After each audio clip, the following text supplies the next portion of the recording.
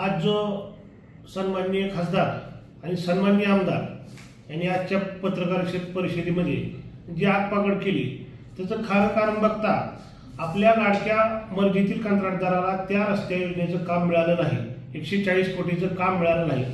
केवळ त्यामुळे त्यांनी आज जो तिळपापड केलेला आहे, वारंवार प्रशासकीय यंत्रणेवर दबाव आणून, वारंवार मुख्याधिकारी यांच्यावर दबाव आणून ते काम लाडक्या गुत्तेदाराला म्हणजे संभाजीनगरच्या त्यांच्या एका लाडक्या गुत्तेदाराला देण्यासाठी ते वारंवार दबाव आणत होते.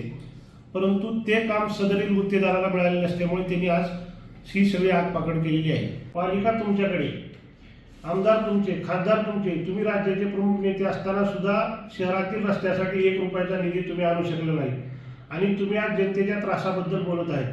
वास्तविक तुम्हाला जनतेच्या त्रासाची काळजी नसून तुमच्या लाडक्या कंत्राटदाराला काम न मिळाले याची काळजी तुम्हाला आहे.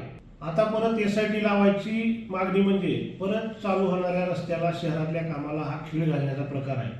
म्हणजे परत रस्त्याच्या कामाला स्थगिती आणायची हे ह्यांच्या मनात दिसतंय. SIT 100% SIT 140 कोटीच्या कामाची करा, त्याचबरोबर आमची काहीच हरकत नाही.